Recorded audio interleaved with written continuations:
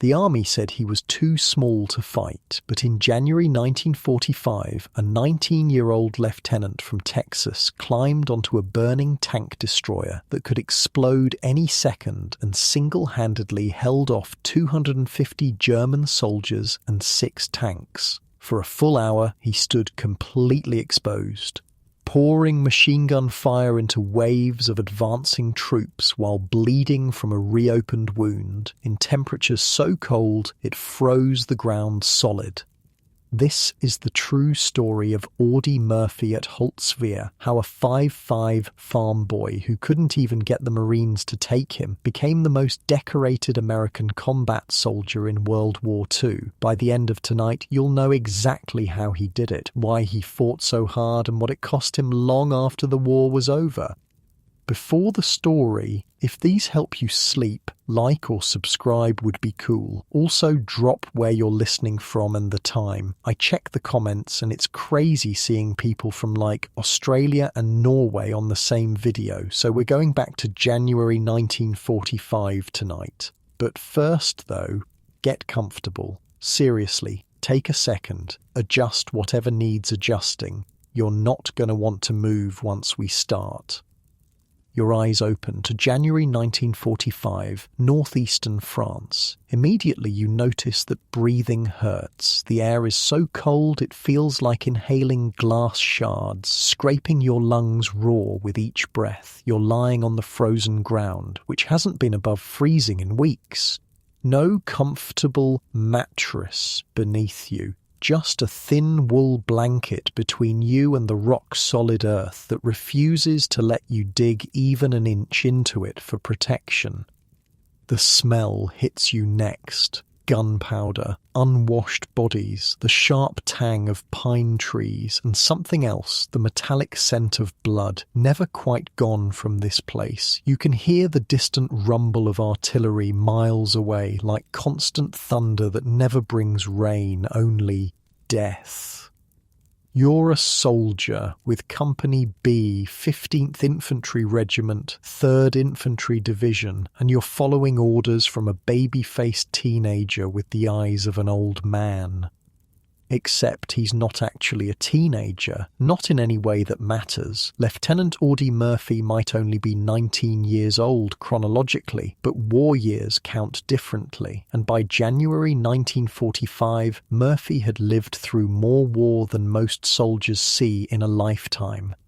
Get up! Move your asses, someone's shouting, and you realize it's freezing so badly that the men have to keep moving just to prevent frostbite. Unlike your warm bed right now, there's no cozy electric blanket here, just the constant threat of your limbs literally dying while still attached to your body. Wait, who's this Murphy guy anyway, and why should you care about some skinny kid from Texas? Picture this, 5 foot 4 inches tall, 112 pounds soaking wet, boyish face that got him nicknamed Baby during training. If you saw Audie Murphy walking down the street in civilian clothes, you'd probably think, that kid looks like he should be in high school. Not exactly your image of a war hero, right? If you're wondering how someone that small managed to hold off an entire German company, one of the other soldiers whispers to you, you're asking the wrong question. The real question is how the Germans survived as long as they did against Murphy. The thing is, by January 1945, Murphy wasn't just some random lieutenant. He was already a legend among American forces. The men followed him not because of his size, but because he seemed unkillable, like death took one look at him and said, "Not today." You're now part of a company that's been decimated from over 100 men down to just 40, and you're in the Colmar Pocket, the last German stronghold in France, a place the Germans are desperate to hold on to. "You know what this place is," a grizzled sergeant says, pointing to the landscape ahead. "It's a damn fortress, the last piece of France the Germans still control, and they've got their best mountain troops here, elite soldiers trained in Norway now coming for us." The air is so cold that when you exhale, your breath crystallizes instantly. You can see your words hanging in the air like ghosts that refuse to dissipate. It's January 26, 1945, around dawn, and the war in Europe has been grinding on for years. The Americans and their allies are pushing the Germans back toward their homeland, but the fighting has only grown more desperate. "Smell that?" Murphy says, suddenly appearing beside you. Despite his small stature, he moves with the quiet confidence of someone much larger. "That's diesel, German tanks warming up. They're coming." Think about this for a second. Normal 19-year-olds in 2025 are worrying about college exams or TikTok followers. Audie Murphy at 19, he'd already fought his way through North Africa, Sicily, Italy, and was now in France, collecting medals like most kids collect video games. "Lieutenant, you really think they're going to hit us today?" one of the men asks. Murphy doesn't hesitate. "Yes, and when they do, they're coming in force. You're standing at the edge of what Murphy calls a U-shaped woods, a forest that curves around like a horseshoe. Ahead of you lies an open field, and about a mile away the small village of Holtzwihr. Between you and the village, nothing but open, snow-covered ground. No cover, no place to hide." "Jesus, we're sitting ducks out here," someone mutters. The ground is frozen so solid that the men have spent the night trying to hack out shallow holes for protection, with little success. All night you could hear the sound of picks striking the iron-hard earth, a rhythm as steady as a heartbeat. Except instead of bringing life, this sound only emphasized how close death might be. Your unit's position is precarious for several reasons. First, the ground is so frozen you can barely dig in. Second, your main support is a mile behind you, waiting for reinforcements. And third, your only heavy firepower comes from 2 M10 tank destroyers, vehicles with massive guns, but thin armour. "Murphy's been up all night," one of the soldiers tells you. "Hasn't slept more than 20 minutes at a stretch in days." Despite his exhaustion, Murphy has ordered the men to prepare a second defensive line deeper in the woods where they'd have better protection if things go bad. It's this kind of foresight that's kept him alive through 2 years of brutal combat. You can see him now standing in a drainage ditch along the main road that runs through the forest. His command post consists of a field telephone, a pair of binoculars, a map, and his M1 carbine rifle. Nothing fancy, no elaborate bunker, just a skinny Texan in a ditch preparing to face whatever comes. "Hey, you know why Murphy keeps fighting when most men would have gone home by now?" a private asks you in a low voice. "He's collected enough medals to fill a damn trophy case, could have requested a cushy job miles from the front." Before you can answer, someone else chimes in. "Because he's not right in the head." The soldier taps his temple. "No one sane charges a machine gun nest alone. No one normal volunteers to be the bait in an ambush. But Murphy, he's done it all." What most people don't realise is that Audie Murphy didn't come from privilege. Born to sharecroppers in rural Texas, he dropped out of school in 5th grade to help support his family when his father abandoned them. When his mother died, he became determined to provide for his younger siblings. His aim with that hunting rifle kept his family from starving, the sergeant explains. Now it's keeping us alive.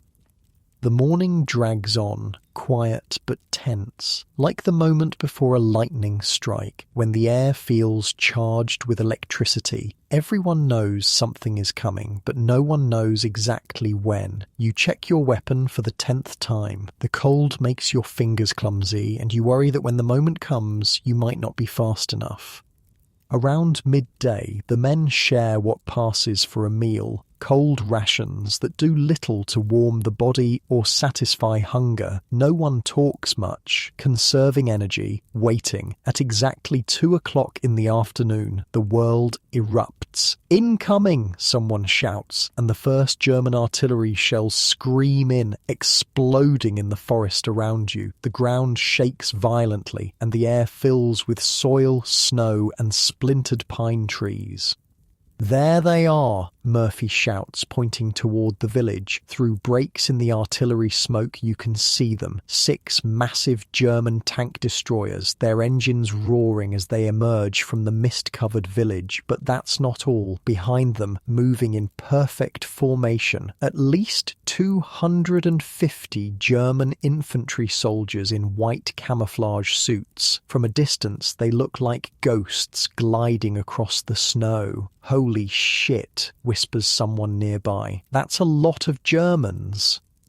Murphy is immediately on the field phone, calling in artillery support. His voice is calm, methodical, as if he's ordering lunch rather than life-saving firepower. "We have 6 Jagdpanzers with approximately 250 infantry in support, advancing from Holzwehr. Request immediate fire mission."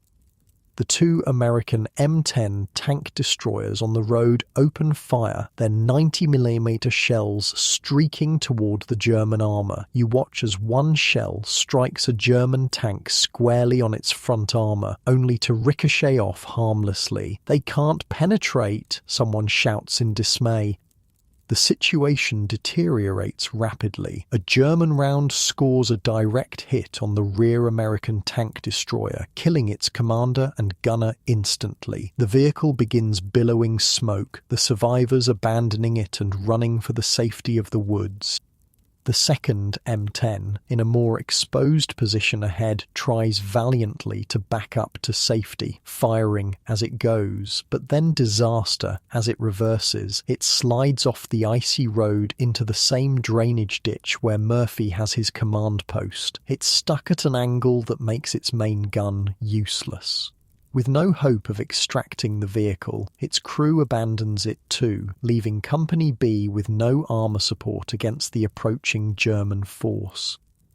Murphy, seeing the overwhelming odds, makes a quick decision. "Fall back to the secondary position," he orders. "Move, I'll cover you." The men begin withdrawing deeper into the forest, while Murphy stays at his exposed position, continuing to direct artillery fire over the field telephone. He's completely visible to the advancing Germans, who begin pouring machine gun and rifle fire in his direction. The snow around him erupts in tiny geysers as bullets impact everywhere. "Is he crazy?" you ask the soldier retreating beside you. "He's going to get killed out there." The soldier just gives you a grim smile. "That's Murphy. He's not like the rest of us." What happens next will become one of the most legendary acts of courage in American military history. Murphy, seeing that his carbine is nearly out of ammunition and that his men have safely withdrawn, prepares to fall back himself, but then he spots something. The burning M10 tank destroyer nearby has a .50 caliber machine gun mounted on its turret. The gun is intact, despite the vehicle being in flames and loaded with ammunition that could explode at any moment. Instead of retreating, Murphy makes an impossible decision. He climbs up onto the burning tank destroyer and he begins to fire. From your position in the woods, you can see his silhouette against the snow and trees, completely exposed, the perfect target. Yet somehow, as hundreds of German bullets zip past him, he remains untouched, the heavy machine gun bucking in his hands as he sweeps it back and forth across the advancing German line. "Is he out of his mind?" you whisper in awe. "No," says the sergeant next to you. "He's just Audie Murphy." And there Murphy remains, one American against an entire German company, as shells explode around him and the tank beneath him threatens to become his funeral pyre. .50 caliber machine gun roars in Murphy's hands, a sound so distinctive that veterans say you never forget it. It's not the rapid-fire chatter of a normal machine gun. It's deeper, more guttural, like angry thunder. Each round is the size of your finger, capable of tearing through anything in its path, flesh, bone, even light armour. And there stands Audie Murphy, all 5'4" of him, barely 112 pounds, unleashing hell from atop a burning vehicle that could explode any second. "He's gonna die up there," one of the men beside you mutters, his voice a mix of awe and horror. "No way he survives this." But something strange is happening. The German advance is slowing. The devastating fire from Murphy's position is forcing the white-clad infantry to take cover in the snow. The tanks, wary of the burning M10 that might detonate at any moment, are steering clear, creating a bizarre protective bubble around Murphy.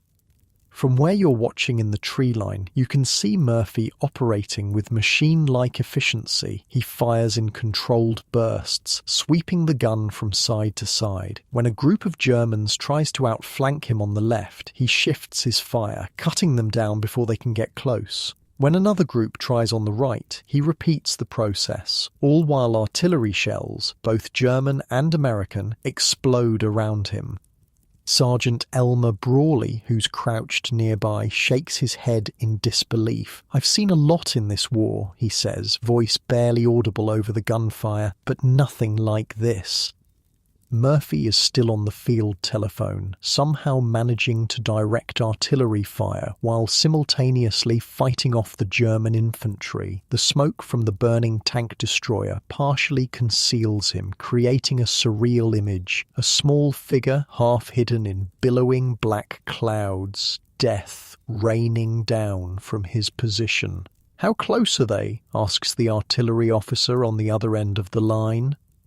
Murphy's response becomes instantly legendary. "Just hold the phone and I'll let you talk to one of the bastards." The soldiers around you laugh nervously. That kind of dark humor is how you stay sane when the world has gone mad. "You know what's really crazy?" says a soldier who's been with Murphy since Italy. "He's probably enjoying this, not in a sick way, but the guy, he just doesn't feel fear like normal people."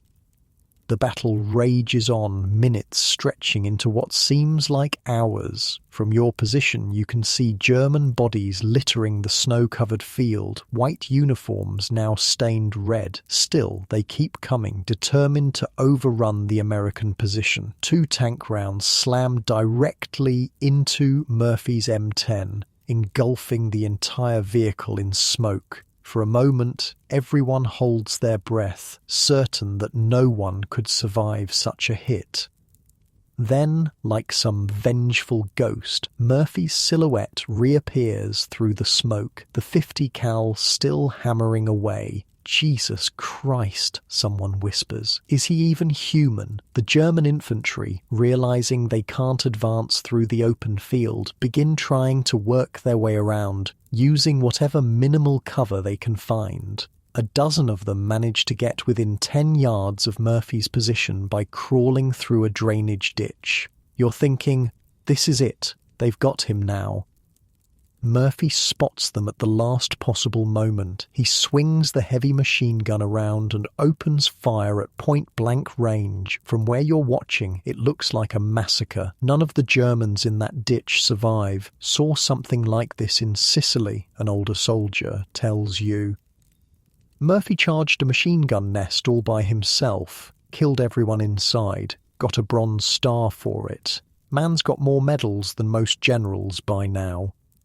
The situation grows even more desperate as Murphy runs low on ammunition. In a move that seems like madness, he calls in artillery fire on his own position. He's doing what, you ask in disbelief? Calling fire on himself, the sergeant explains. It's actually smart. The Germans are too close. Our shells will hit them harder than him if he stays put.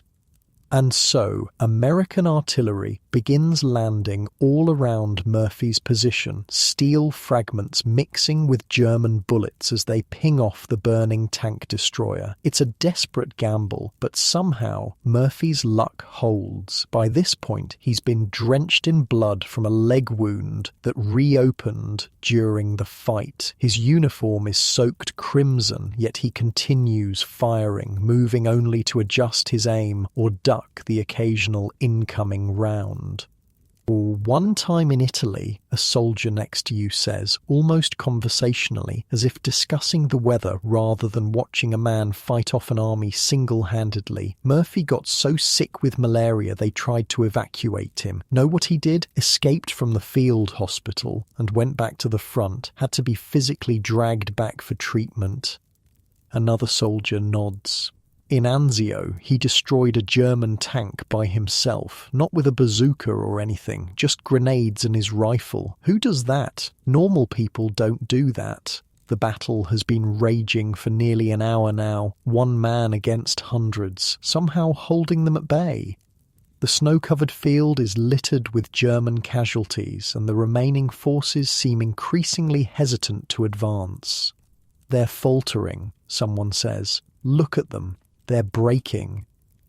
Indeed, the German infantry's neat formations have dissolved into scattered groups, taking whatever cover they can find. The tanks have pulled back, unable to effectively target Murphy without exposing themselves to the American artillery he's directing. Through your binoculars, you can see the strain on Murphy's face. His movements, once fluid and precise, have become mechanical. He's running on nothing but willpower now, his body pushed far beyond normal human endurance.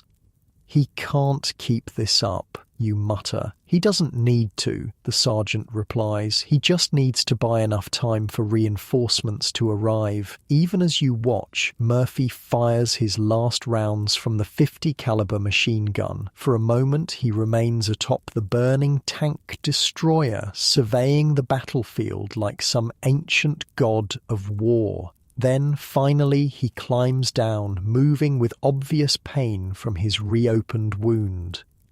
"He's coming back," someone shouts, and there's palpable relief in the voice. Murphy makes his way toward your position, still under enemy fire, occasionally stopping to take cover or return fire with his sidearm. When he finally reaches the tree line, he doesn't collapse or seek medical attention, as any reasonable person would. Instead, he immediately begins organizing the men. "We're counterattacking," he announces, his voice hoarse from shouting over the din of battle. The men look at him in disbelief. Counterattack? After what they've just witnessed? After the beating they've taken? After Murphy himself has spent an hour in what should have been certain death? "Sir," one soldier begins hesitantly. "Your leg..." Murphy cuts him off. "They're on the ropes. We hit them now. We finish this." And the strangest thing happens. No one argues. These battle-hardened men who've seen the worst of war, who are exhausted and outgunned, simply nod and prepare to follow the blood-soaked teenager back into combat. "He's right," the sergeant says quietly. "Look at them. They thought they were rolling over us. Instead, they got slaughtered by one guy on a burning tank. They're shaken." You peer out at the field again. The German advance has completely stalled. Their neat formation is gone, replaced by scattered groups taking whatever cover they can find. The psychological impact of what just happened is clear. How do you process watching one man stop your entire company? PFC Anthony Abramsky, who's been watching the whole thing unfold, shakes his head in amazement. There's only one in a million who'd be willing to stand up on a burning vehicle loaded with explosives and hold off 250 Germans for an hour, and do all that while wounded. As Murphy organises the counterattack, a medical corpsman tries to treat his leg wound. Murphy waves him off.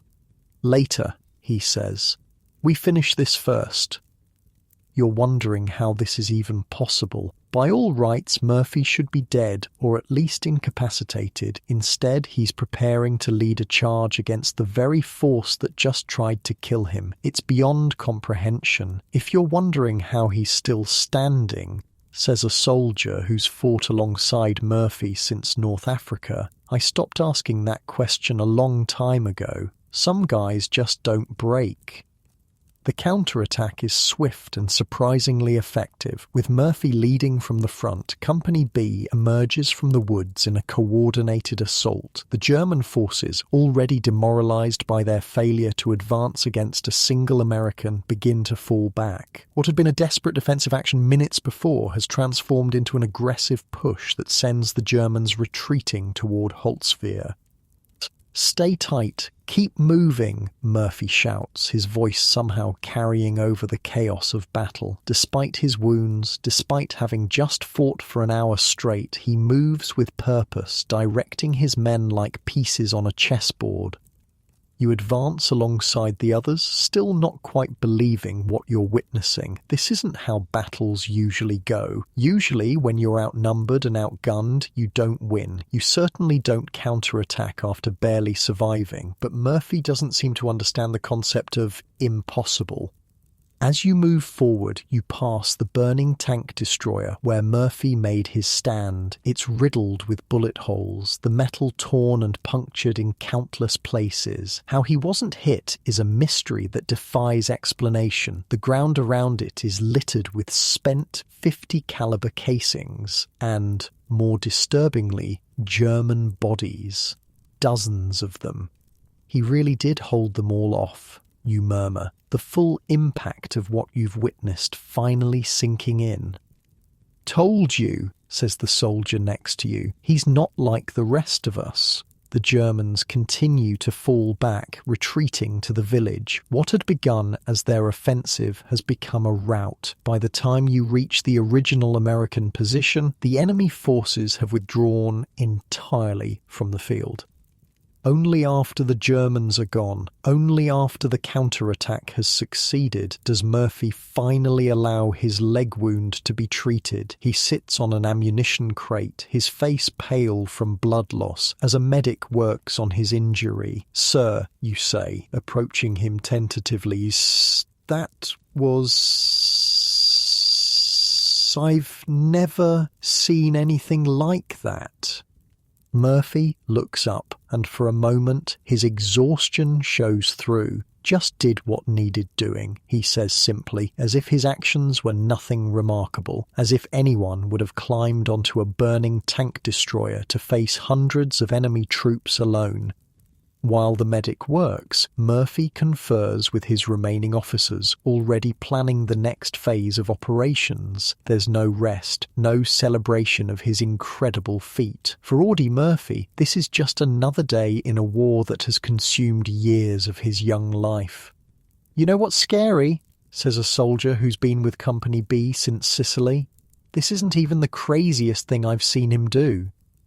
In the late afternoon, as shadows lengthen across the blood-stained snow, word arrives that the remaining German forces are pulling back from the entire area. The Colmar Pocket, Germany's last foothold in France, is beginning to collapse. "We've got them on the run now," Murphy says, standing up despite the medic's protests. His uniform is still soaked with blood, his face etched with fatigue, but there's a determination in his eyes that seems unquenchable.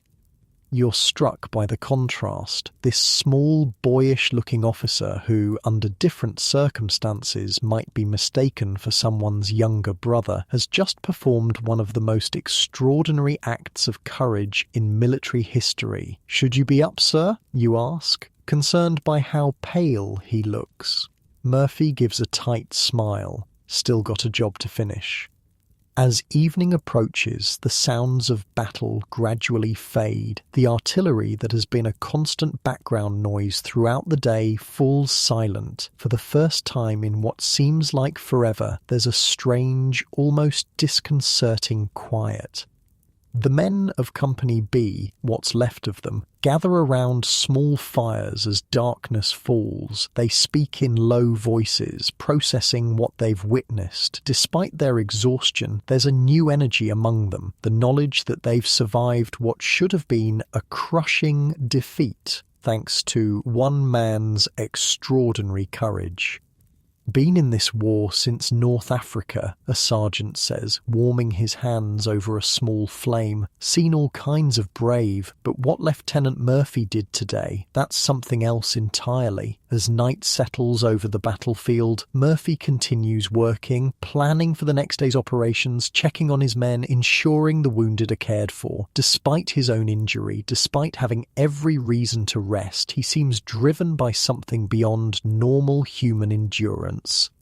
"Does he ever sleep?" you ask the sergeant. The older man shrugs. Not much. Says he can't. Too many ghosts. It's easy to forget, looking at Murphy's youthful face, that he's been fighting almost continuously for 2 years. North Africa, Sicily, Italy, France. Countless battles, countless horrors witnessed. The toll that takes on a human soul is incalculable. Yet somehow he keeps going. Somehow he finds the strength not just to endure, but to perform acts of courage that seem almost superhuman. As you try to sleep that night on the frozen ground with only a thin blanket between you and the cold, you reflect on what you've witnessed. How one man, through sheer force of will, changed the course of a battle that by all rights should have been lost. The realization dawns on you. Today, you've witnessed history being made. Today, you've seen what the human spirit is truly capable of when pushed to its absolute limits. And as you drift off to an uneasy sleep, you wonder, what will tomorrow bring? For Audie Murphy and the men of Company B, the war is far from over. The battle for the Colmar Pocket continues. The German army, though retreating, remains a deadly threat. But for now, at least, there's this small victory, this impossible stand that will someday be remembered as one of the greatest acts of courage in American military history. And it all happened because a skinny kid from Texas refused to back down. The morning after Murphy's impossible stand dawns cold and clear. The snow-covered battlefield, pristine just yesterday, is now a scarred landscape of shell holes, abandoned equipment, and dark stains where men fell. You wake up stiff, your muscles screaming from the cold and yesterday's exertion. Unlike your soft bed at home, the frozen ground offers no comfort, just another reminder of how precarious survival is in this place. They're saying it's over 100, a voice says nearby. It's Private Brawley, one of the veterans who's seen Murphy in action before. What's over 100, you ask, your breath forming thick clouds in the freezing air. Germans that Murphy killed or wounded yesterday. Over 100 from one position. You sit up, glancing around the makeshift camp. Despite yesterday's victory, there's no celebration among the men of Company B. They move with the quiet efficiency of soldiers who know the war is far from over, that yesterday's battle is just one of many still to come. "Where is he?" you ask, looking for Murphy. Brawley jerks his thumb toward a small group gathered around a map spread on the hood of a jeep. "Planning, always planning. Man doesn't stop."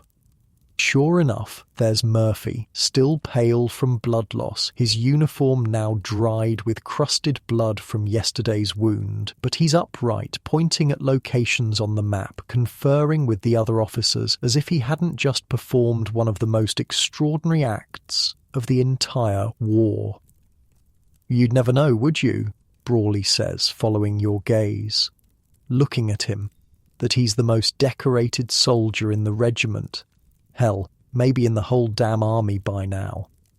There's something almost eerie about it, this small boyish figure who looks like he should be finishing high school rather than planning military operations after single-handedly holding off hundreds of German troops. "How's his leg?" you ask. Brawley shrugs. "Still attached." That's all he seems to care about. As you watch, a lieutenant colonel approaches Murphy's group. The higher-ranking officer clasps Murphy's shoulder, speaking animatedly. Even from a distance, the respect is obvious. Unusual for a colonel addressing a second lieutenant. "That's Colonel Ware," Brawley explains, "wants Murphy's account of yesterday for the report."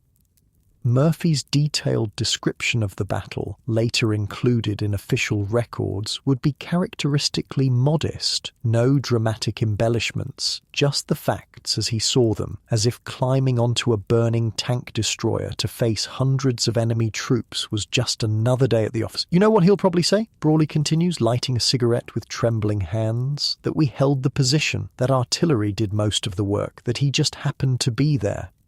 The official report would indeed downplay Murphy's role, though others would make sure the full story came out. Colonel Ware would later state unequivocally that Murphy's actions saved his company from possible encirclement and destruction. After the brief meeting, Murphy returns to his men. His limp is more pronounced today, but he still refuses evacuation. There's work to be done. The Germans may have been pushed back, but they're not defeated. "We move in an hour," he announces. Battalions ordered a push toward Holzwehr. This is the part they don't tell you in the heroic stories, that after surviving the impossible, soldiers don't get to rest. They don't get to process what happened. They just keep going day after day until the war ends or they don't come back. As Company B prepares to move out, you fall in beside a soldier who introduced himself as Abramski. He's been with Murphy since the fighting in Italy. "Heard you asking about the lieutenant," he says quietly, "wondering what makes him different, right? Why he does the things he does." "Something like that," you admit. Abramski checks his rifle, a practiced motion he could probably do blindfolded. Most guys in combat, they're fighting for different things at different times. Sometimes it's for the flag, sometimes it's for home, but mostly it's for the guys next to you. You fight so they can live.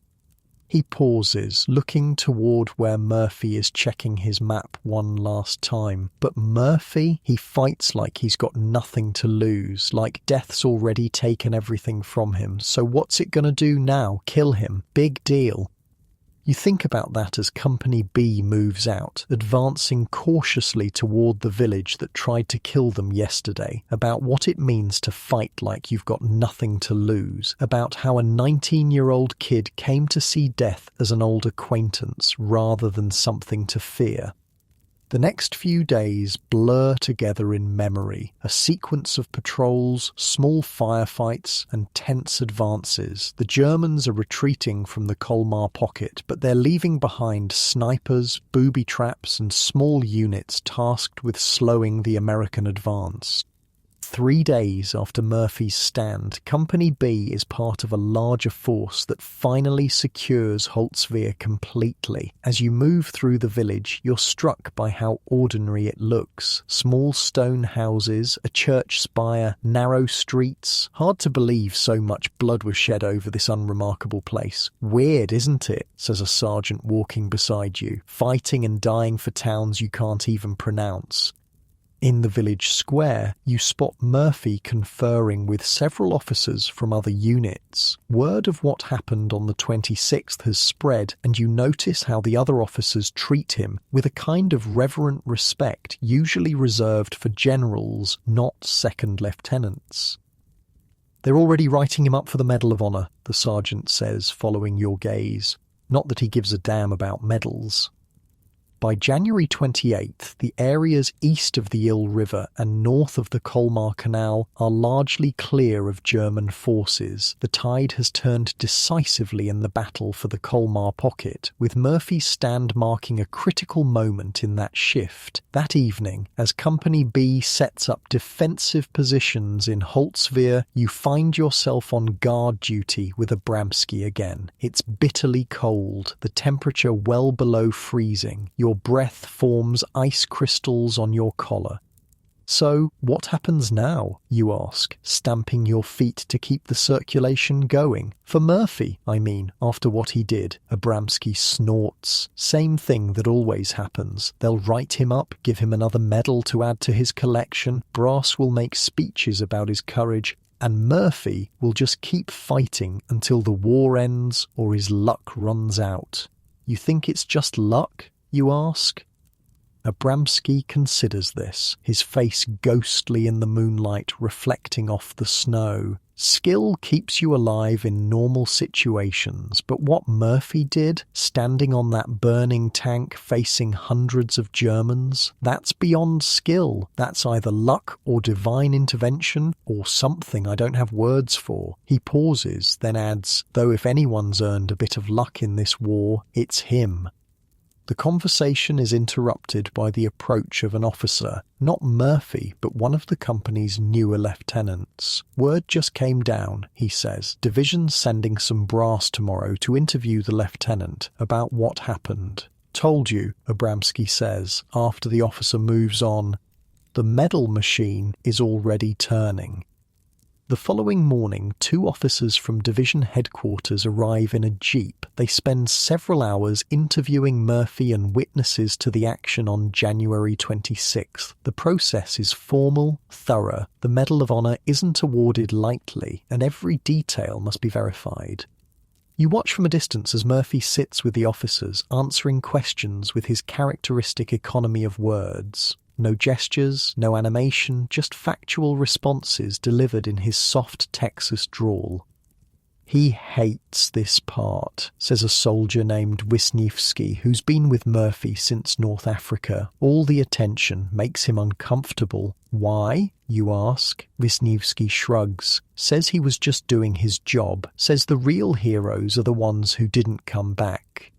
Later, as the officers prepare to leave, you overhear one of them ask Murphy why he climbed onto that burning tank destroyer instead of retreating with his men. Murphy's response is simple: "They were killing my friends."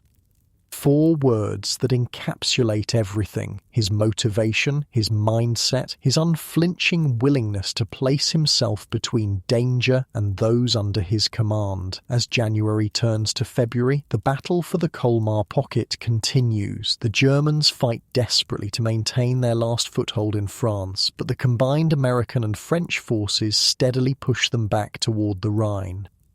Murphy, despite recommendations that he accept a safer assignment given his accumulation of wounds and combat fatigue, remains with Company B. On February 4th, he leads a successful assault to clear German troops from a Jewish cemetery near Biesheim, killing 6 enemy soldiers and capturing the rest. You're part of that operation, advancing carefully among the gravestones as German bullets chip away at the ancient monuments around you. Murphy moves with a controlled intensity, directing his men with hand signals, occasionally firing short, precise bursts from his Thompson submachine gun. It's a different kind of courage than his stand on the tank destroyer. Less spectacular, perhaps, but no less impressive. The methodical, professional skill of a combat veteran who knows exactly what he's doing. After the cemetery is secured, Murphy gathers his squad leaders for a brief assessment. His face is gaunt with exhaustion, his uniform dirty and torn, but his instructions remain clear and concise. "That was clean work," he tells them. "Keep it tight like that. We all go home sooner." 2 days later, Company B advances to Neuf-Brisach, another step in the steady push to eliminate the Colmar pocket. The fighting is sporadic but intense, with the Germans making the Americans pay for every foot of ground. On February 8th, the city of Colmar itself surrenders to Allied forces, marking the effective end of the battle. The 3rd Division is assigned to guard the west bank of the Rhine from February 10th to 18th, a relatively quiet period after weeks of intense combat. During this time, word filters down through the ranks. Audie Murphy is being promoted to 1st Lieutenant. The paperwork comes through officially on February 16th. The promotion ceremony is brief, almost perfunctory. Murphy accepts the new rank with the same quiet reserve he shows toward all official recognition. "You'd think they were punishing him, not promoting him," jokes a sergeant who witnesses the ceremony.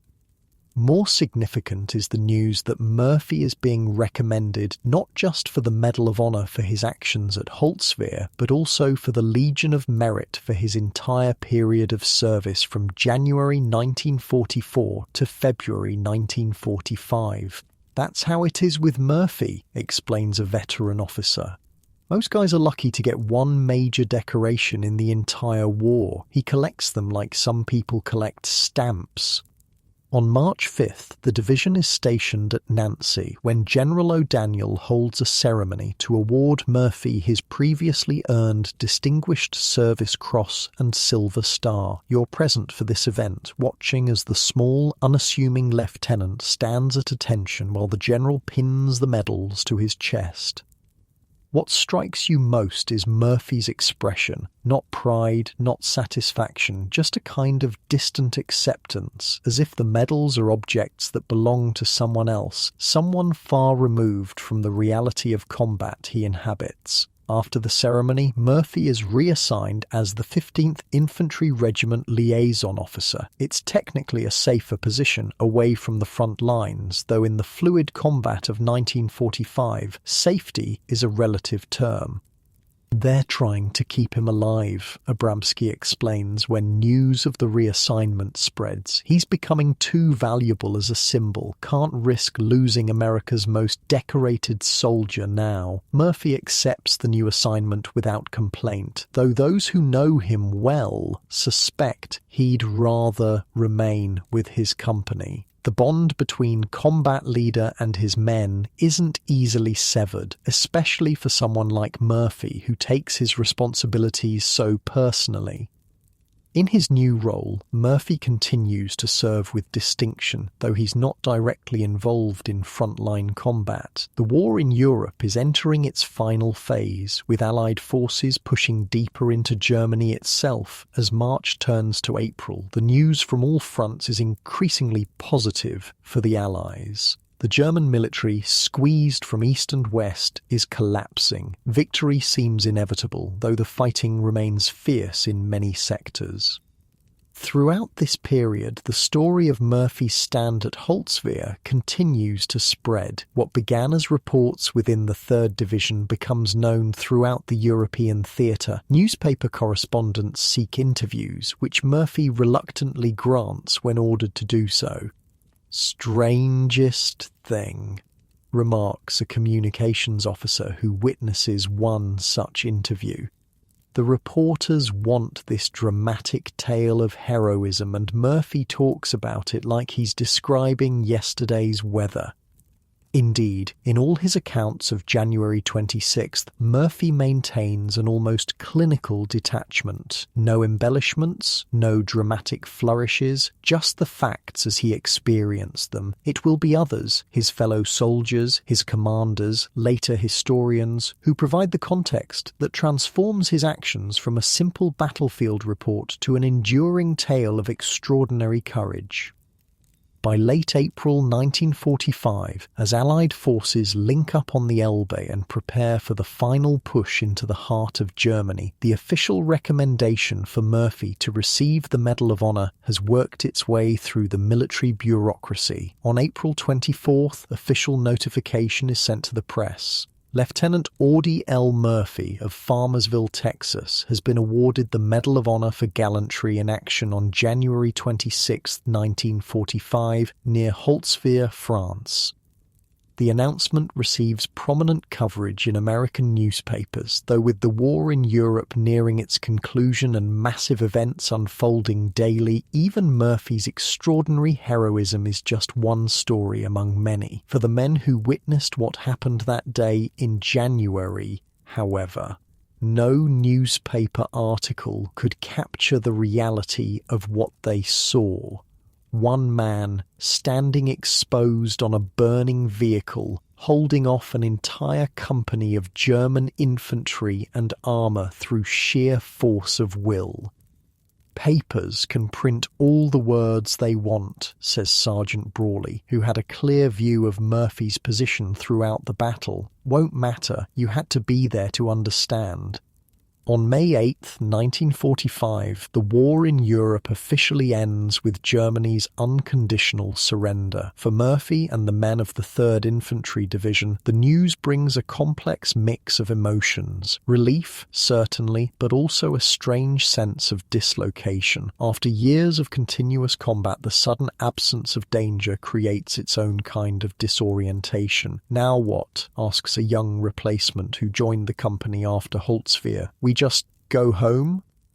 Eventually, replies a veteran. First, there'll be occupation duty, paperwork, debriefings. The army never just lets you walk away. For Murphy, the end of hostilities brings not just the promise of return, but also formal recognition of his extraordinary service.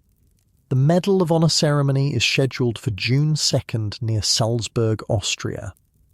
You're not present for this event, having been reassigned to another unit, but reports filter back how Lieutenant General Alexander Patch presented Murphy with both the Medal of Honor and the Legion of Merit in a formal ceremony, how the general reportedly whispered to the notoriously shy Murphy, "I wonder if you're as nervous as I am," and Murphy's simple reply, "Yes, sir, I'm afraid I am."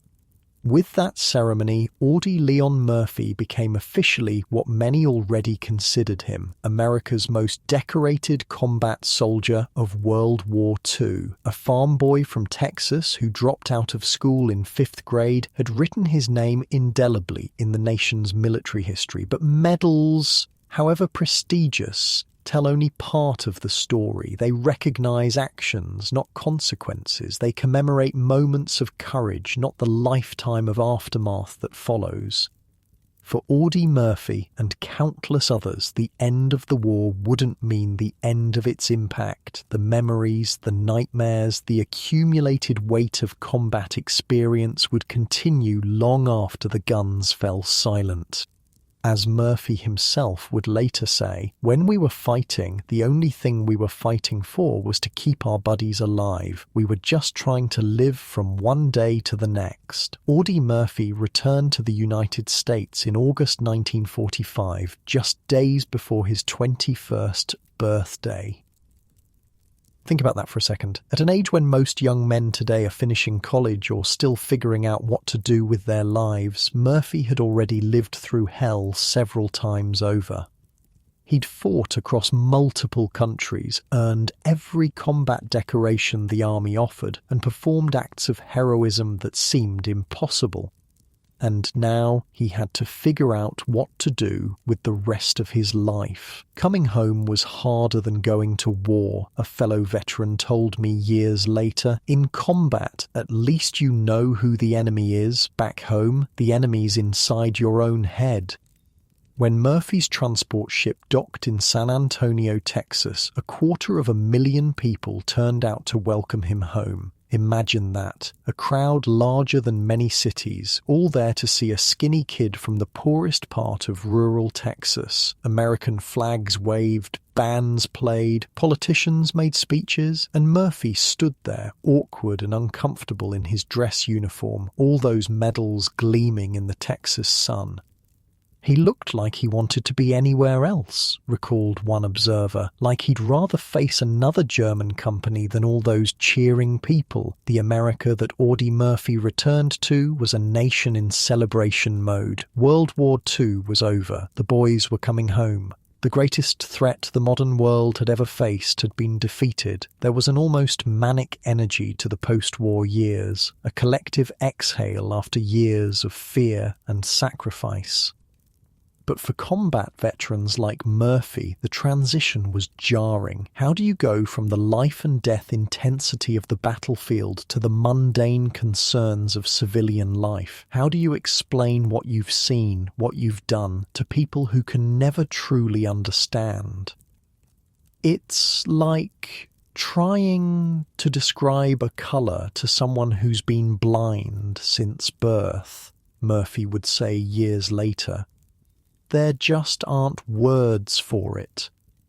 Despite his discomfort with fame, Murphy's war record made him a national celebrity. His face appeared on the cover of Life magazine. He received offers for parades, speaking engagements, endorsement deals. America needed heroes to celebrate, and who better than this unassuming Texan who had performed feats of courage that seemed straight out of a Hollywood script?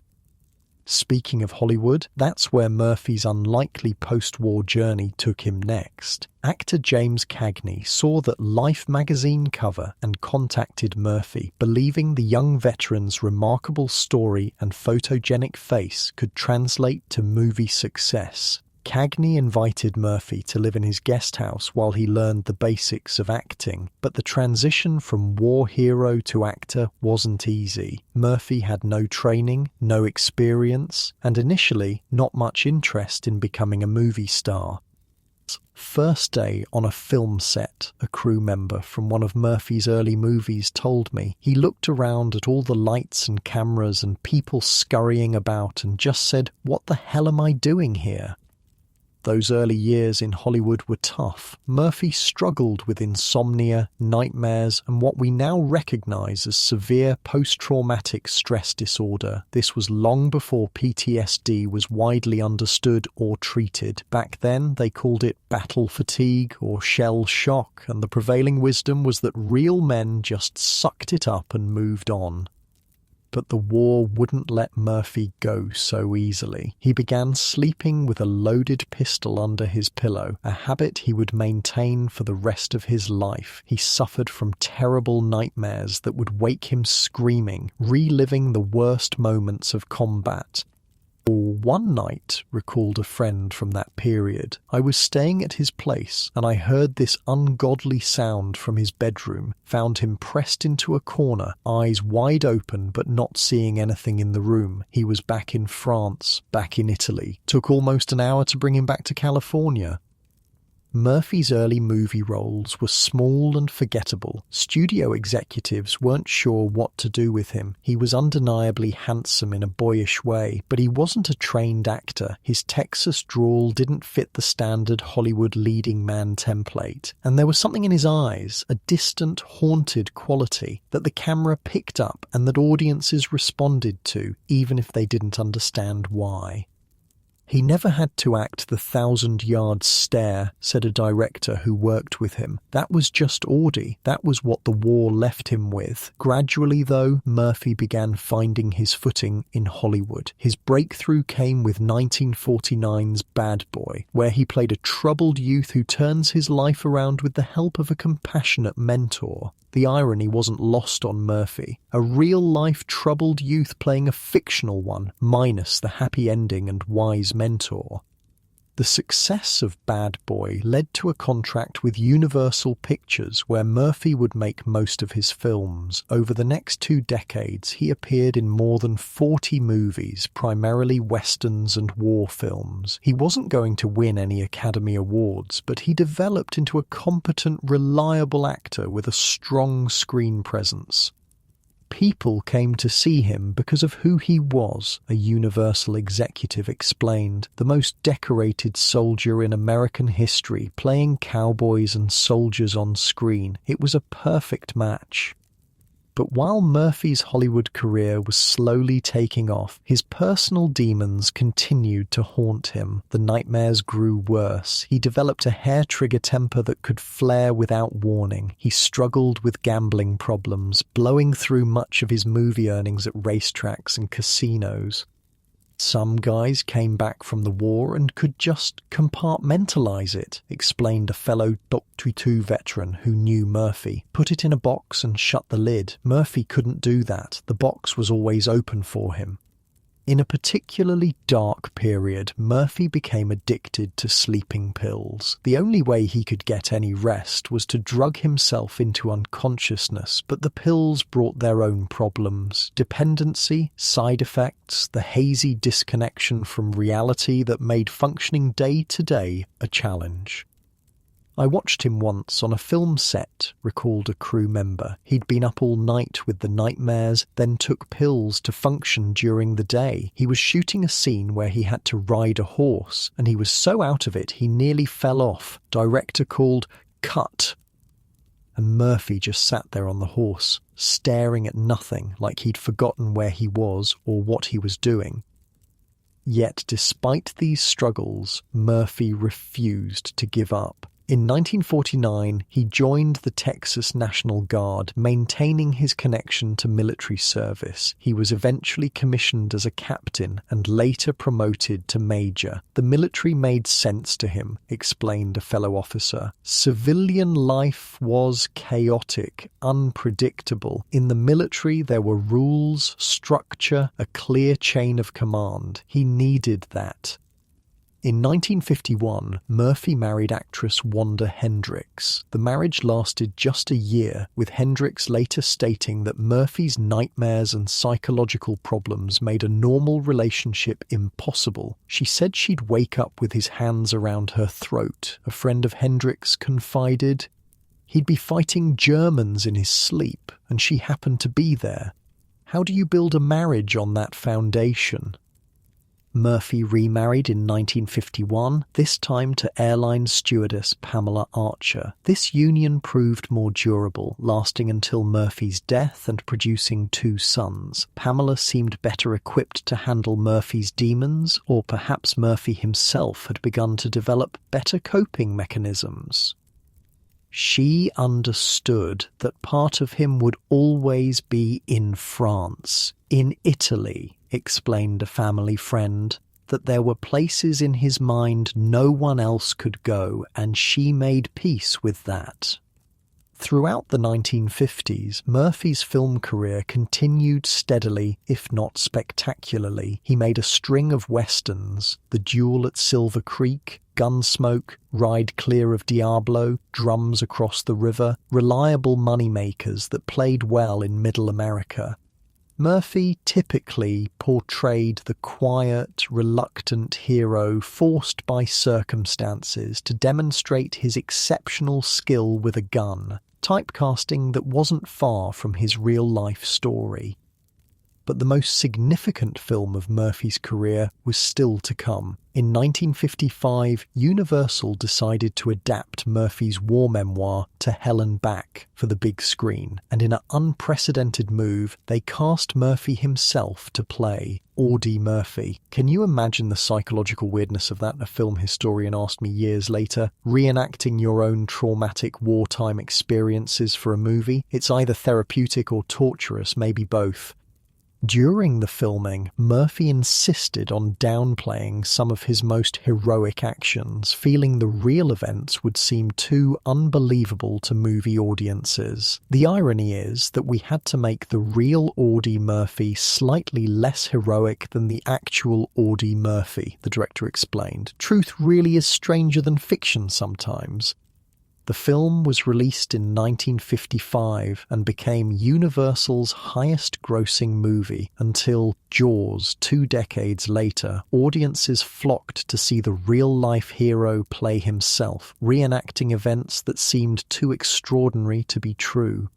For Murphy, though, the film's success brought mixed emotions. On one hand, it secured his place in Hollywood and brought financial stability. On the other, it meant his war experiences, the very memories he struggled to keep at bay, were now immortalized on screen, impossible to escape. After that movie, everywhere I went, people wanted to talk about the war, Murphy later said. All I wanted was to forget it. Despite the success of To Hell and Back, Murphy's film career gradually declined through the late 1950s and 1960s. Westerns were falling out of fashion, and Murphy's acting range wasn't broad enough to easily transition to other genres. He continued making movies, but they were increasingly B pictures with lower budgets and diminishing returns. As his Hollywood star faded, Murphy's financial problems worsened. Bad investments, gambling debts, and a generous nature that led him to loan money to friends who often couldn't repay it left him in increasingly dire straits. He wasn't good with money, explained his business manager. He grew up with nothing, so when he had something, he wasn't careful with it, and people took advantage of his generosity. By the late 1960s, Murphy was in serious financial trouble. The IRS was after him for back taxes. His film career had dwindled to almost nothing. He was considering a comeback, looking at television roles and potential film projects, but nothing had materialized yet. Through all these post-war struggles, Murphy maintained one consistent focus: advocating for veterans. Long before PTSD was recognized as a legitimate medical condition, Murphy was speaking openly about the psychological toll of combat. "I don't think people understood how brave that was," a veterans advocate told me. "This was the 1950s and 60s. Men, especially men like Audie Murphy, war heroes, weren't supposed to admit to psychological problems. It just wasn't done." But Murphy talked about his nightmares, his struggles to readjust. He helped countless other veterans realize they weren't alone. Murphy lobbied the government to study and treat what we now call PTSD. He argued that the country had an obligation to care for the mental health of returning soldiers, not just their physical wounds. He spoke at veterans events, using his celebrity to draw attention to issues that might otherwise have been ignored. "The real wounds of war don't bleed," he said in one speech to Congress. "They're in the mind, in the spirit, and they last long after the physical scars have healed." In the years after To Hell and Back, journalists occasionally asked Murphy which day of the war remained most memorable for him. They expected him to cite the day at Holtzwihr when he climbed onto that burning tank destroyer and held off an entire German company. Instead, Murphy always gave the same answer. His most memorable day was when he heard the announcement that the war in Europe was over. "I was on a train," he recalled in an interview, "going for a little rest in the Riviera on a 3 or 4 day pass, and I heard the announcement that the war in Europe was over, and there's nothing that could top that for me." The interviewer pressed him, asking if that truly was his most memorable day. "It certainly was," Murphy replied, "because those 3 years had seemed much longer than they really were, and I saw a lot of good men come and go, and a lot of them, as they know, especially remember on this day, they're still there." That answer reveals so much about the real Audie Murphy. Not the Hollywood star, not the medal-laden hero, but the young man who lost friends, lost pieces of himself in the blood-soaked fields and forests of Europe. For him, the greatest moment wasn't personal glory, but the simple, profound relief that the killing was finally over. Throughout his life, Murphy maintained that the real heroes of World War II were the ones who didn't come home. "They gave up their tomorrows so we could have our todays," he said once. How do you live up to a sacrifice like that? Perhaps that question explains some of Murphy's post-war struggles. How do you reconcile surviving when so many others didn't? How do you justify the medals, the fame, the movie career that only came because you lived while others died? These are the questions that haunted Murphy through the seemingly bright years of Hollywood success and the darker times that followed. "I think people expected him to have this perfect, heroic life after the war," said a friend. "Like the movie would end with him coming home and then happily ever after. Real life doesn't work that way, especially not for someone who'd seen what he'd seen, done what he'd done." By 1971, Murphy was making plans for the future. Though his film career had stalled, he was exploring new opportunities in business and possibly politics. He had meetings scheduled, deals in the works. Despite his ongoing struggles with PTSD, despite financial setbacks, despite the fading of his Hollywood star, Audie Murphy was not a man who gave up easily.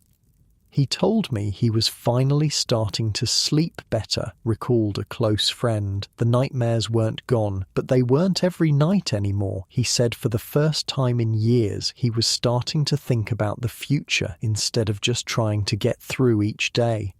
On May 28, 1971, Murphy boarded a private plane in Atlanta, Georgia, headed for a business meeting in Martinsville, Virginia. The small twin-engine Aero Commander carried 6 people, including Murphy. The weather was poor, rain, fog, low visibility. The plane never reached its destination. Investigators later determined that the aircraft had flown into a mountain near Roanoke, Virginia. All 6 people on board were killed instantly. Audie Murphy was 45 years old.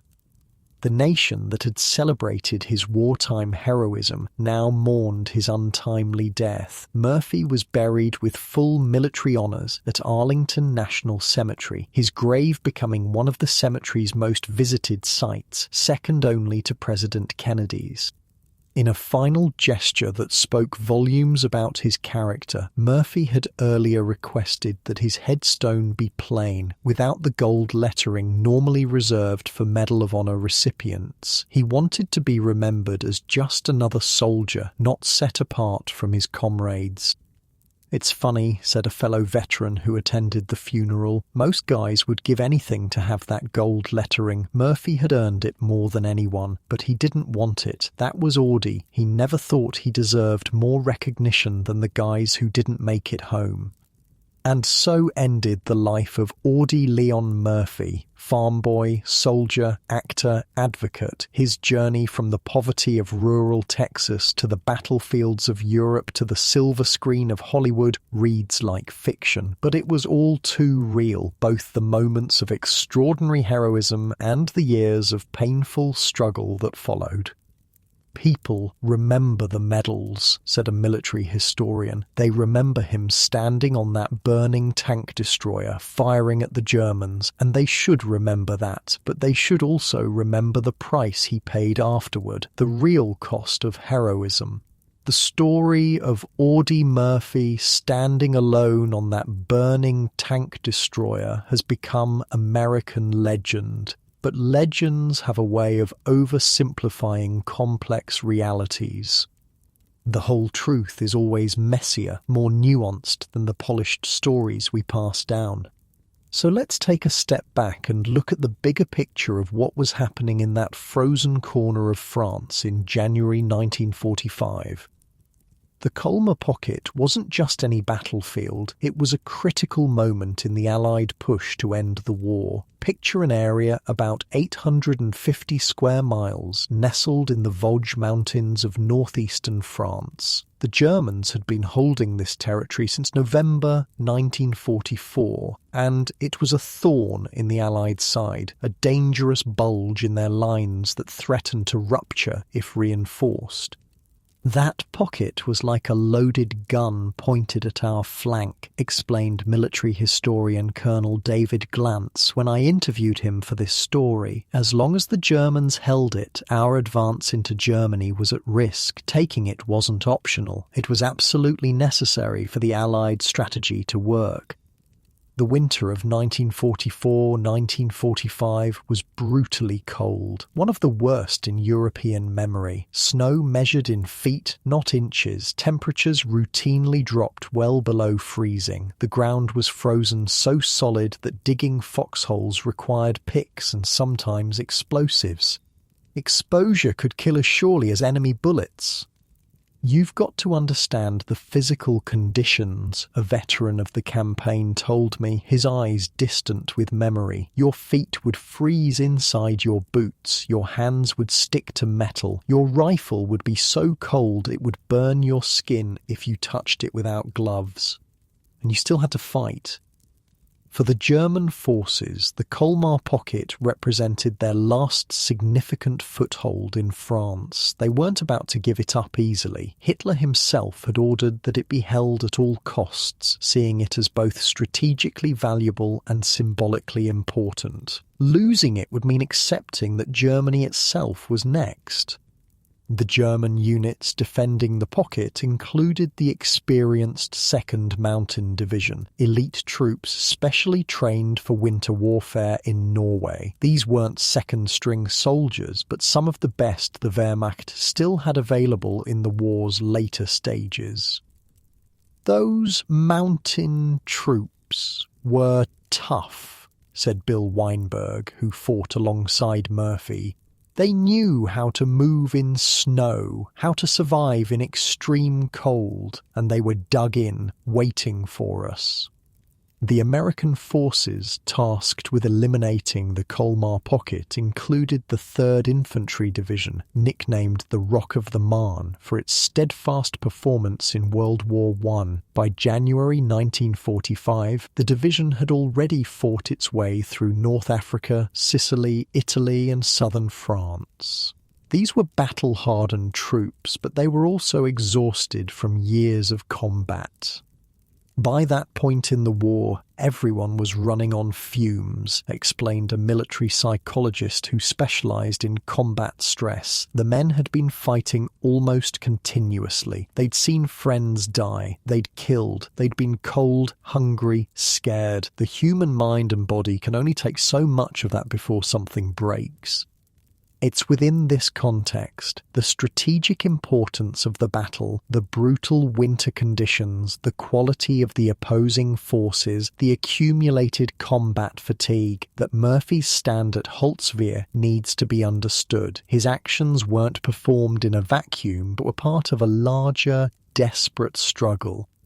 The thing about combat, a decorated Vietnam veteran told me, is that it's not like the movies where everything is clear and simple. It's chaos, it's confusion, it's split-second decisions made under unimaginable stress. What made Murphy special wasn't just courage. Lots of soldiers were brave. It was his ability to think clearly when everything around him was falling apart.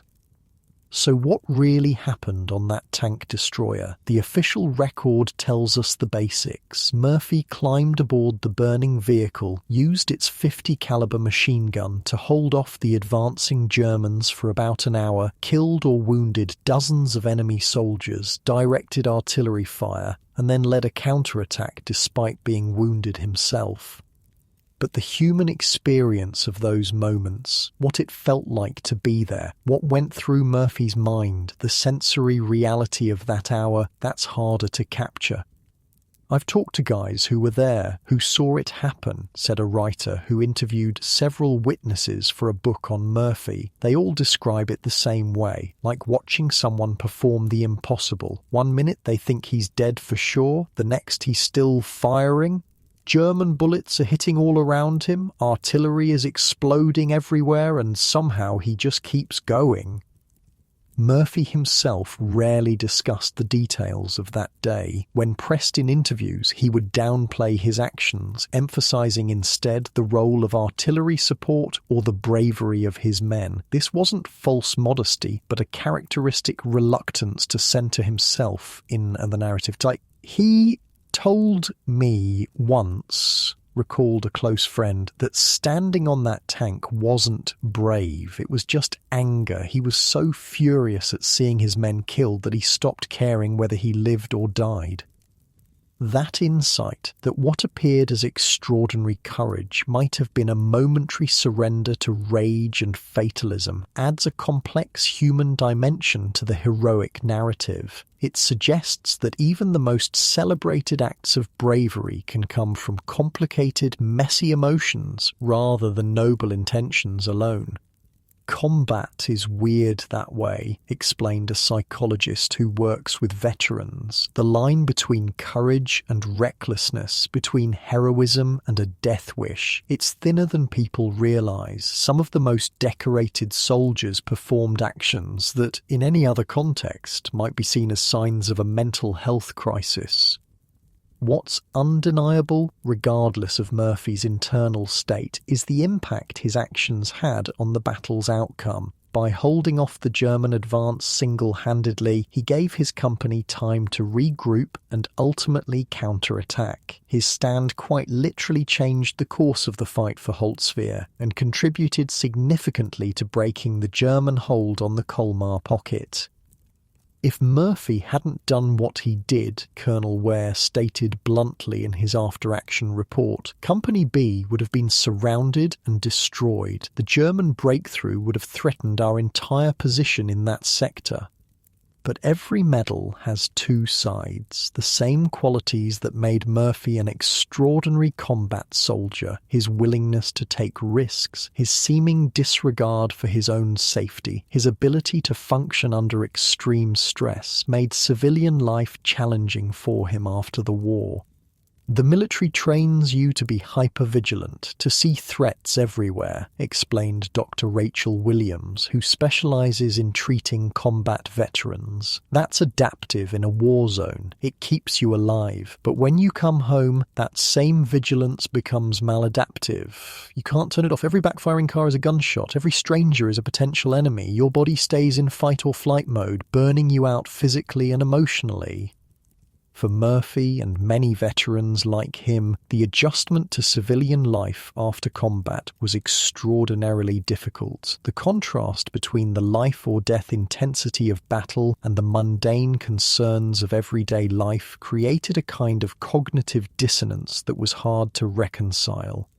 Imagine spending years where every decision could mean life or death, Dr. Williams continued, where you're responsible for the lives of your men, where the adrenaline is constantly flowing, and then suddenly you're expected to care about office politics or which detergent to buy. The brain doesn't make that transition easily.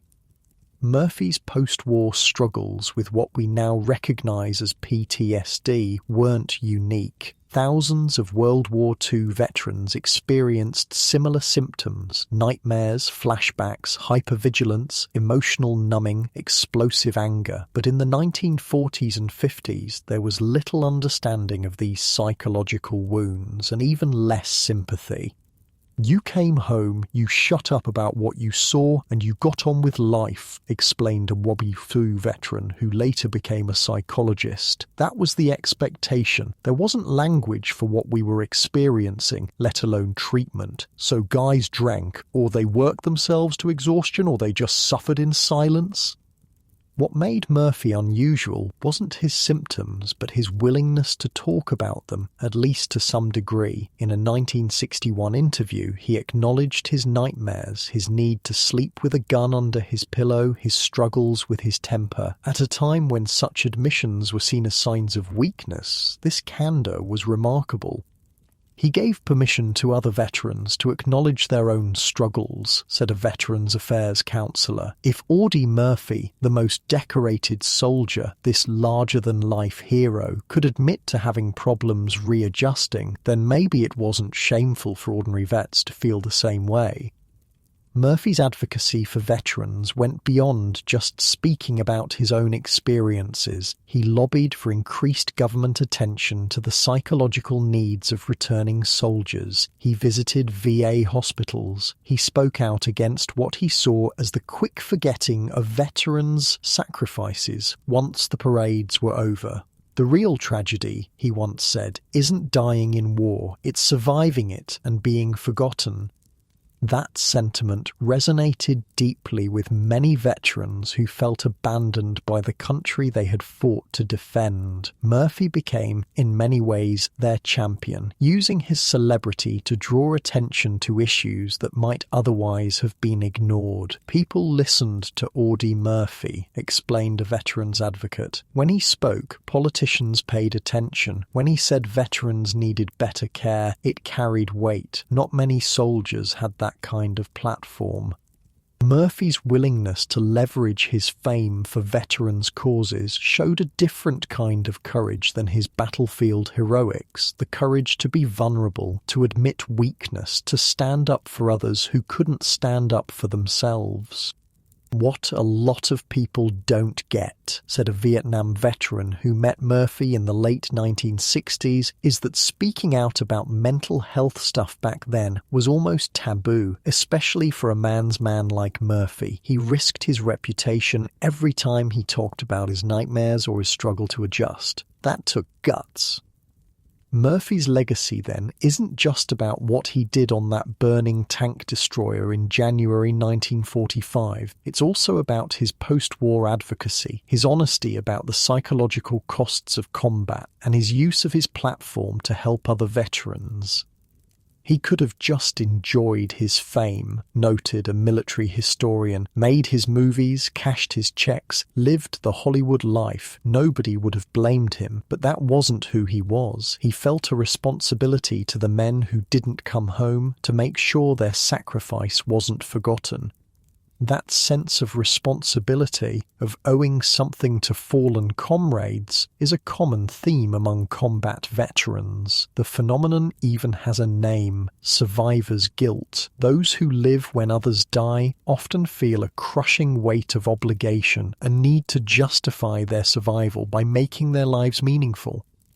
"I've worked with hundreds of combat vets," said a VA psychiatrist, and almost all of them express some version of the same question. Why did I make it when others didn't? There's no logical answer to that question, but it haunts them nonetheless. For Murphy, who survived numerous close calls throughout his combat service, that question must have been particularly acute. His extraordinary record of survival when so many around him died could easily have fed a profound sense of guilt and obligation.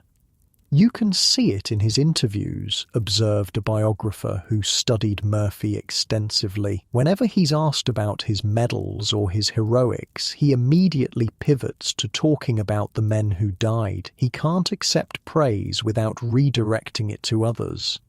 This deflection wasn't false modesty, but a genuine belief that the real heroes were those who never came home. In Murphy's mind, his survival obligated him to speak for those who couldn't speak for themselves. "I think that's why he agreed to make To Hell and Back," the biographer continued, "not because he wanted to glorify his own story, but because he saw it as a way to honor the men he fought with, to make sure America remembered not just Audie Murphy, but all the ordinary soldiers who fought and died." The film certainly succeeded in that regard, becoming one of the most popular war movies of its era. For millions of Americans who never experienced combat, it offered a glimpse into the realities of warfare and the sacrifices made by a generation of young men. "My dad never talked about the war," recalled the son of a WW2 veteran, "but he took me to see To Hell and Back when I was a teenager, and afterward he said that's what it was like. It was the only time he ever acknowledged his service. Perhaps that's Murphy's most lasting legacy. Not the medals, not the movie career, but his role as a voice for a generation of men who largely kept their wartime experiences to themselves. By telling his story, he told theirs as well." "The most meaningful praise I ever heard about Murphy," said a military historian, "came from a veteran who said he told the truth about what it was like over there. He didn't pretty it up or make it into something it wasn't. He just told the truth." That commitment to truth, to the messy, complicated reality of combat rather than the sanitized, heroic version, set Murphy apart from many other war heroes who were content to let their legends remain unexamined. "He never bought into his own mythology," observed a film critic who wrote extensively about Murphy's movies. "In his westerns, he played these larger-than-life heroes, but in real life, he insisted on being seen as just a soldier who did his duty. That disconnect between his screen persona and his actual self-image must have been psychologically challenging." Indeed, throughout his life, Murphy seemed uncomfortable with fame, particularly fame based on his wartime actions. He understood the public's need for heroes, but resisted the simplification of complex realities that heroic narratives often entail. "People want heroes to be simple," he once observed. "They don't want to think about the cost or the complexity. They just want someone to look up to." Murphy himself looked up to the ordinary soldiers he fought alongside, men whose names never made headlines, who received no medals, who simply did their jobs under unimaginable conditions. "The real heroes," he said repeatedly, "are the men who died."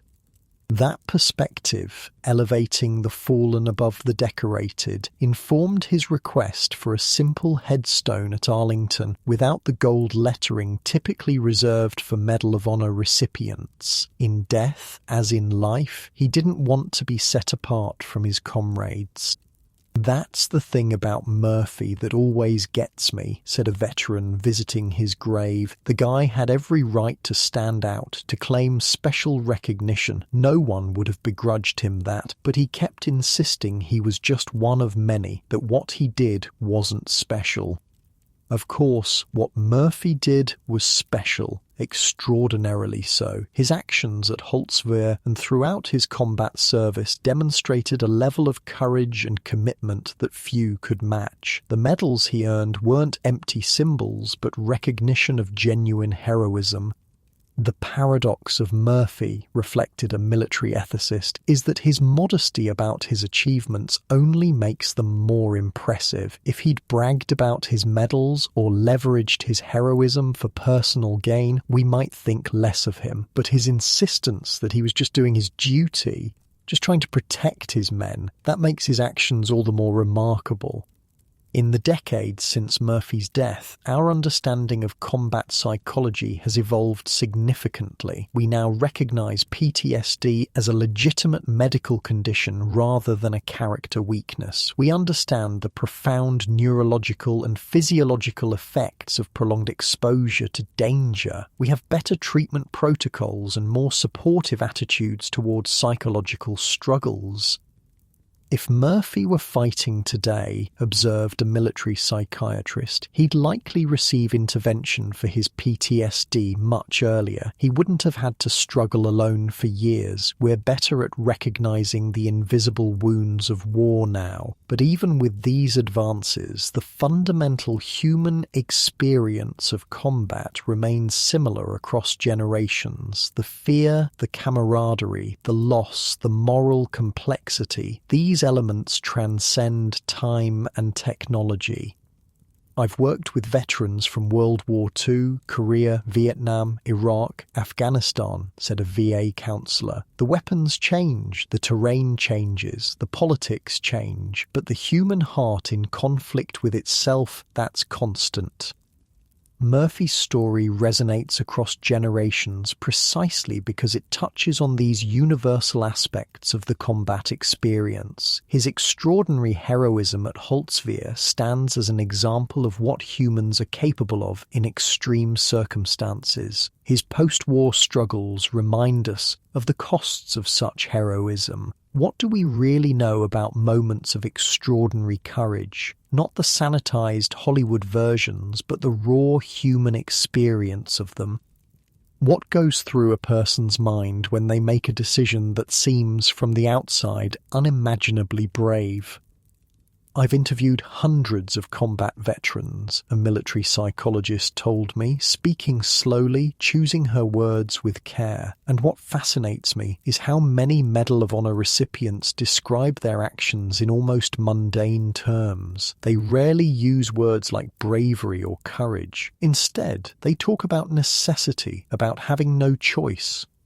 For Audie Murphy, standing on that burning tank destroyer in January 1945, the motivation seems to have been disarmingly simple. When asked years later why he had climbed up there, why he had faced hundreds of German soldiers alone, his answer was straightforward. "They were killing my friends." 5 words that encapsulate an entire worldview. Not patriotism, not glory, not even hatred of the enemy, just the primal human instinct to protect those you care about. "That's something civilians often misunderstand about combat," explained a veteran who served in Afghanistan. "You're not fighting for your country or some grand ideal. In the moment, you're fighting for the guy next to you. Everything else falls away." Murphy's extraordinary actions at Holtzwihr make more sense when viewed through this lens. His primary concern wasn't winning the battle or earning medals, it was keeping his men alive, and when that meant standing on a burning vehicle that could explode at any moment, facing overwhelming odds alone, that's what he did. "The funny thing is," observed a historian who studied Murphy extensively, "he probably didn't think of it as a choice at all. In his mind, there likely wasn't a moment of deliberation or weighing options. He saw what needed to be done, and he did it. That absence of hesitation, the immediate, almost instinctive response to threat, is characteristic of many acts of battlefield heroism. There's no time for the conscious mind to intervene with doubts or fears. Training and character take over." "We talk about fight or flight," said a combat psychologist, "but there's actually a third response: freeze. Most untrained civilians freeze in life-threatening situations. Their conscious mind is overwhelmed by fear, and they become paralyzed. Combat training is largely about overriding that freeze response, making fight or flight decisions automatic." Murphy's training certainly played a role in his actions that day, but training alone doesn't explain his extraordinary performance. Many soldiers receive the same training. Few demonstrate the kind of courage Murphy showed at Holtzwihr. "Some of it comes down to individual neurochemistry," the psychologist continued. "Some people's brains process fear differently. The amygdala, the part of the brain that registers threat, might be less reactive, or the prefrontal cortex, the part that regulates emotions, might be more efficient at managing fear responses." In other words, Murphy might have been physiologically predisposed to function well under extreme stress. His brain might have been wired in a way that allowed him to think clearly and act decisively in situations that would paralyze most people. That doesn't diminish his courage. The Chechen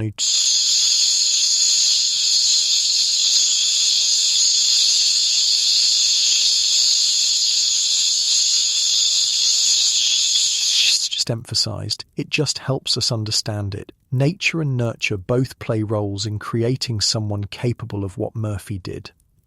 Murphy's background likely contributed as well. Growing up in rural poverty, responsible from a young age for helping to feed his family through hunting, he developed skills and mental toughness that served him well in combat. He was already familiar with weapons, noted a biographer, already comfortable making life or death decisions. If he missed a shot while hunting, his siblings might go hungry, already accustomed to physical discomfort and endurance. By the time Murphy arrived in Europe, he had a lifetime of experience in overcoming adversity. The extreme circumstances of combat were new, but the mindset required to face them was not. "I think people miss this when they talk about Murphy," said a fellow soldier who knew him. "They focus on what he did in the war, but they don't see how his entire life prepared him for those moments." The boy who dropped out of school to pick cotton, who became the man of the house at age 10 when his father abandoned the family, who hunted game to keep his siblings from starving, that boy had already learned lessons about survival, responsibility, and perseverance that most people never have to learn. "War didn't make Audie Murphy," his childhood friend remarked years later. "It just revealed who he already was." That perspective complicates the neat narrative of transformation, farm boy to war hero, that dominated much of the media coverage of Murphy's story. The qualities that made him an extraordinary soldier were present long before he put on a uniform. "The best soldiers often come from the hardest backgrounds," observed a drill sergeant with decades of experience. "They've already learned to endure discomfort, to function under stress, to put others' needs above their own. The military doesn't have to teach them those things." For Murphy, this early hardening may have been both a blessing and a curse. It prepared him exceptionally well for the demands of combat, but perhaps less well for the emotional vulnerabilities required in civilian relationships. "The skills that keep you alive in war aren't always helpful in peace," explained a therapist who works with veterans. Emotional detachment, hypervigilance, suppression of fear, these are adaptive in combat but problematic in family life. Murphy's post-war struggles with relationships, his brief first marriage, his difficulties connecting emotionally reflect this disconnect between combat adaptation and civilian needs. He once told me, recalled a close friend, that he felt most alive during the war. Which sounds crazy, right? But he meant that everything was clear then. You knew who the enemy was. You knew what you had to do. There was a clarity to it that civilian life lacks. That clarity, the stark simplicity of combat roles and responsibilities, can be almost addictive. Many veterans report missing it after returning to the ambiguities and complexities of civilian life. It's not that they want to go back to war, clarified a VA counselor. It's that they miss the sense of purpose, the camaraderie, the knowing exactly where they fit and what's expected of them.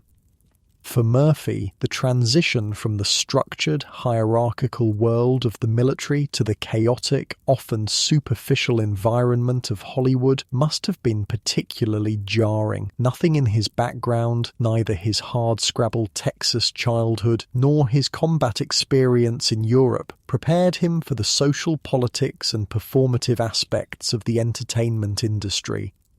He was a fish out of water in Hollywood, said a director who worked with him. All these people playing at being tough guys, and here's Audie who's actually been there, done things these actors could barely imagine. He must have found it surreal. Yet Murphy persisted in his film career for over 2 decades, making more than 40 movies. If he felt out of place in Hollywood, he never let it drive him away.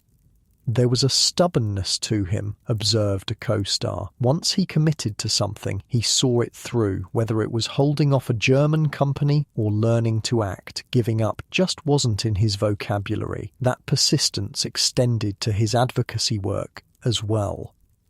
Throughout his post-war life, Murphy remained committed to veterans' causes, even when public interest waned and support became harder to secure. Most celebrities adopt a cause when it's popular and drop it when it's not, noted a veterans advocate who worked with Murphy. Audie wasn't like that. He kept showing up, kept speaking out year after year. It wasn't publicity for him, it was personal. Murphy's personal connection to veterans' issues came, of course, from his own struggles with what we now call PTSD. His symptoms, nightmares, flashbacks, insomnia, mood swings, were classic manifestations of a mind trying to process profound trauma. The tragedy, reflected a trauma specialist, is that effective treatments existed even then, talk therapy especially, but there was so much stigma around mental health issues that many veterans, including Murphy, never received the help they needed. Instead, Murphy self-medicated with sleeping pills which brought their own problems. The pills helped him sleep but disrupted his natural sleep cycles, leaving him groggy and irritable during the day. They also created dependency, requiring ever-increasing doses to achieve the same effect. It was a common pattern then, explained a medical historian. Doctors freely prescribed barbiturates and similar medications without much understanding of their long-term effects. Veterans like Murphy, desperate for relief from nightmares and insomnia, became dependent almost by accident. Despite these personal struggles, Murphy maintained a public persona of calm capability. Few people outside his immediate circle knew the extent of his psychological wounds.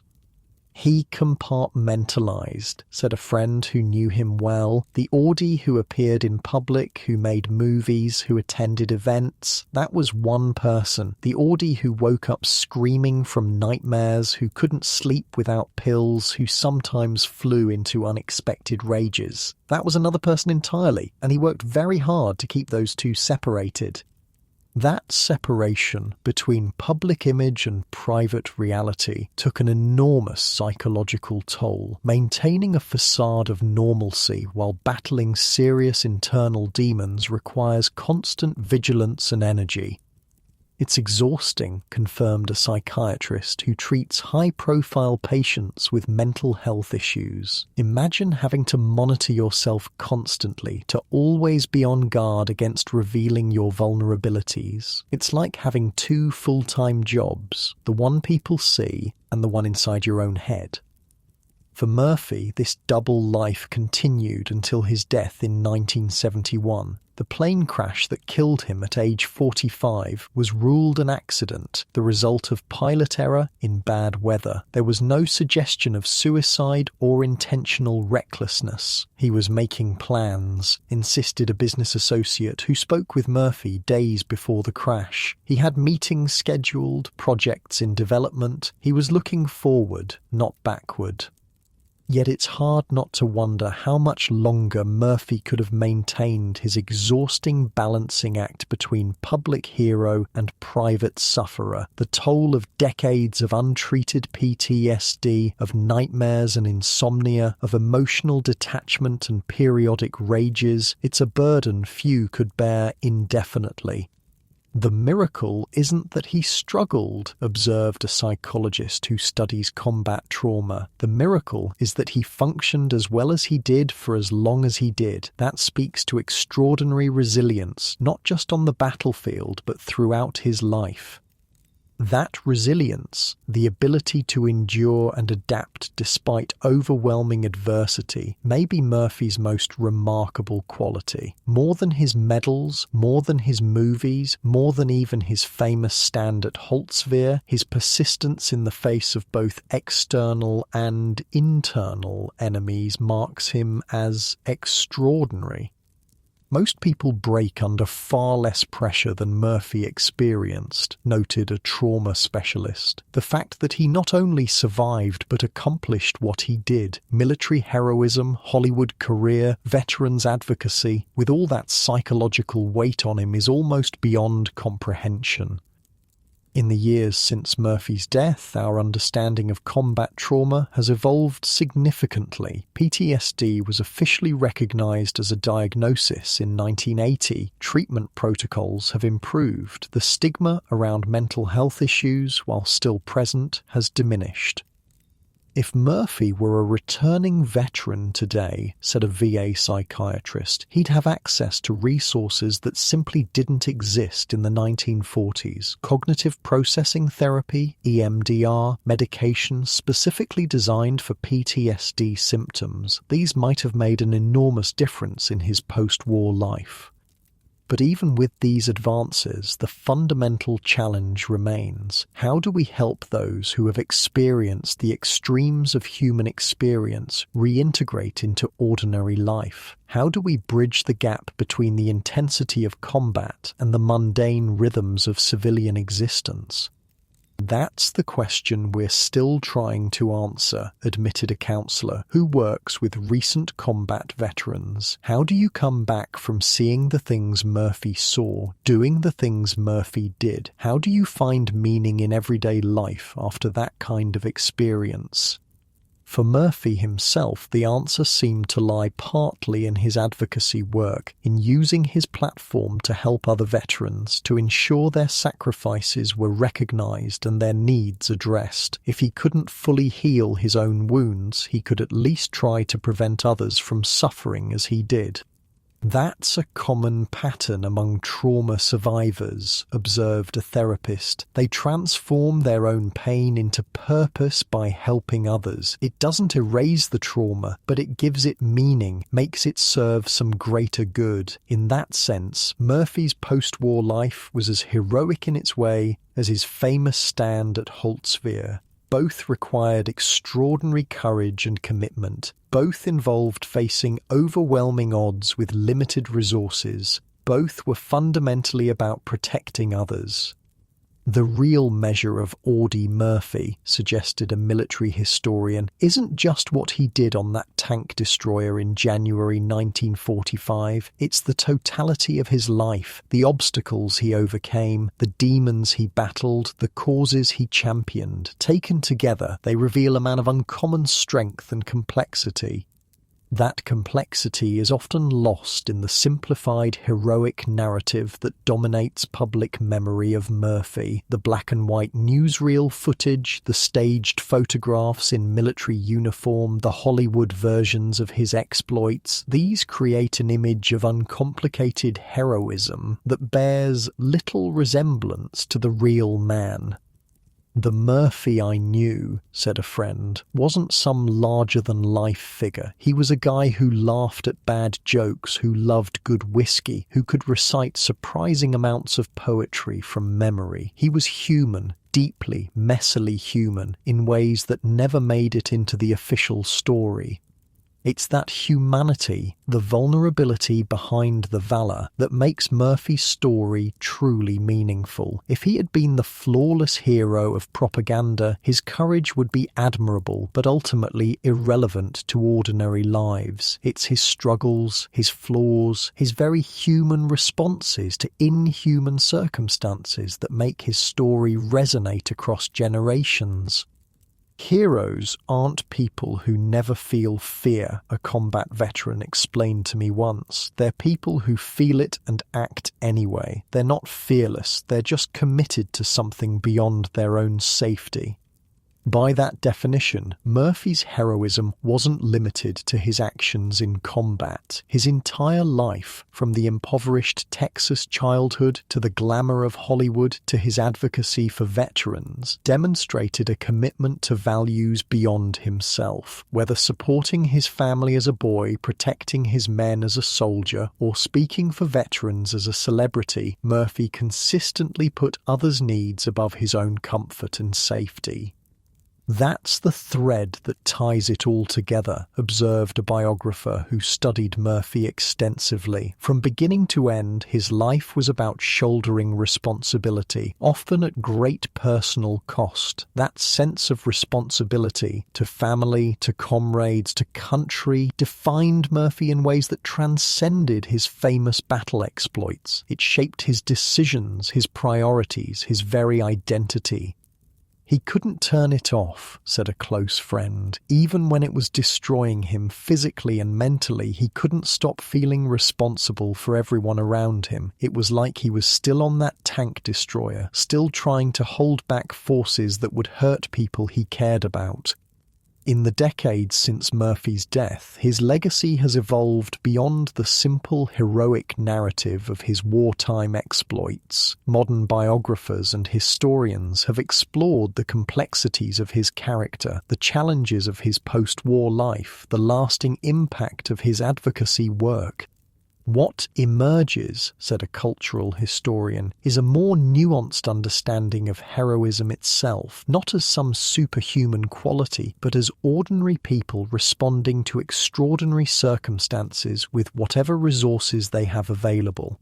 Murphy's resources, his marksmanship, his tactical intelligence, his ability to function under extreme stress were exceptional, but they were built on a foundation of very human qualities: loyalty, responsibility, persistence, the same qualities that drove him to support his family as a child, drove him to protect his men as a soldier, and advocate for veterans as a celebrity.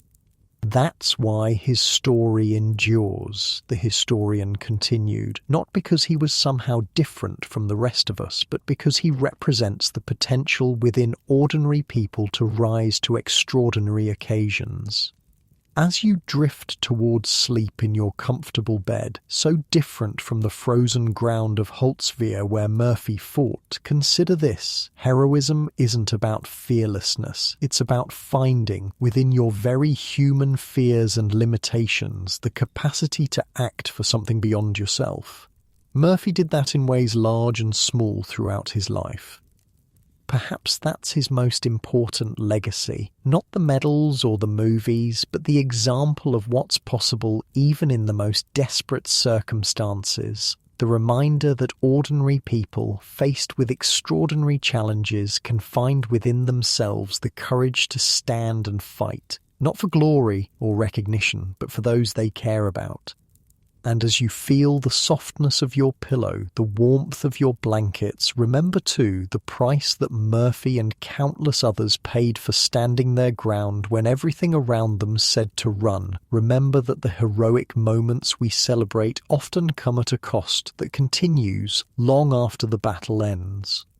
In that remembering, in that recognition of both the valor and the vulnerability of those who fight, perhaps we can honor Murphy's legacy in the way he would have wanted, not by setting him apart as superhuman, but by recognizing in him the complex